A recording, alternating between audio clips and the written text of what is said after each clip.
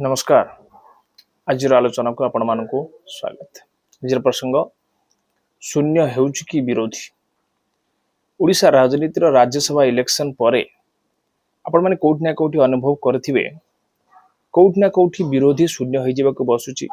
विरोधीर स्वर संपूर्ण रूपे कोठी ना कोठी शिथिल होई जेबाक बसुछि। विरोधी कोठी ना कोठी निजर समस्त प्रकार कोठी ना कोठी विरोधी निजर समस्त प्रकार क्षमता हरैबाक बसुछि। सरकार दोष दुर्भाग्य को मसुधा करी जनसाधारण पाखर राजनीतिक परिस्थिति सृष्टि करिबारे ओडिशार विरोधी दल माने विफल होइछथि। ओडिशार बहुत शीघ्र 25 वर्ष धरी सरकार थिबा बिजु जनता दल एते शीघ्र जे से सक्रिय राजनीति एते शीघ्र दुर्बल होइजिबो यह साधारण विश्वास करी हेउ नै।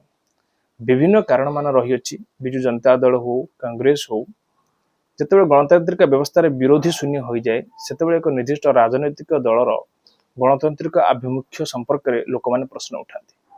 ओडिशा रे जेभली भाव में एक निर्दिष्ट राजनैतिक दल दिनकू दिन क्षमतासीन होउची एथिरे से राजनैतिक दलर जो समस्त भूमिका अच्छी ताहा नुहे। एथिरे विरोधी निज गोड़े निजे कुराड़ी मारुछंती। विरोधी अर्थ सर्वस्व होइछंती, करप्शन रे विलिप्त अछंती एवं जहा फल विभिन्न सरकारी संवैधानिक अनुष्ठान मानकर चढ़ाऊ फल काले से राजनैतिक कार्य नष्ट हो। तो विरोधी माने निजर राजनैतिक धर्म को कोठी ना कोठी एक राजनैतिक दल पाखे जलांजलि देउछंती एवं एपरी भाव में एक निर्दिष्ट राजनैतिक दलर चिन्ह द्वारा से माने दीर्घ वर्ष धरी जितेबाला निजर ब्रेड एंड बटर पाउथले एवं परवर्ती समय से भली राजनैतिक दल मान सहित विश्वासघात करुछंती एवं से भली भाव में आपण जे देखि परिबे ओडिशा राजनीति रे कोठी ना कोठी विरोधी शून्य होई जिबाक बसुछि। यह गणतंत्र पय एक शुभंकर परिस्थिति नुहे।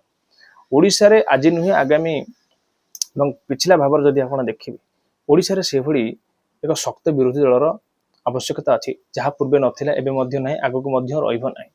सरकार जो राजनैतिक दल आसंती से माने कोठी ना कोठी विरोधी रे थिबा विरोधी दलर किछि लोक मानकु एभली भाव में प्रलोभन देखि विरोधी रो शिविर को संपूर्ण रूप से से वीकेंड कर दियंती बा कोठी ना कोठी दुर्बल कर दियंती जहाँ फल ओडिशा रे जनसाधारण पाखरे कोनोसी विकल्प ही न थाए गोटे निर्दिष्ट राजनीतिक दल को भोट देवा। तेणुक चक्राकार गर्ती रे जेभली एक राजनैतिक दल पूर्व विरोधी शून्य कर मसुधारे 25 वर्ष 26 वर्ष सरकार थिला एक राजनैतिक दल मध्य आगामी दिन मान विरोधी शून्य कर मसुधारे आगे बढ़ुछि किंतु यार उत्तर जनता निश्चित भाव देवे। आज कथा आमर विचार आपन।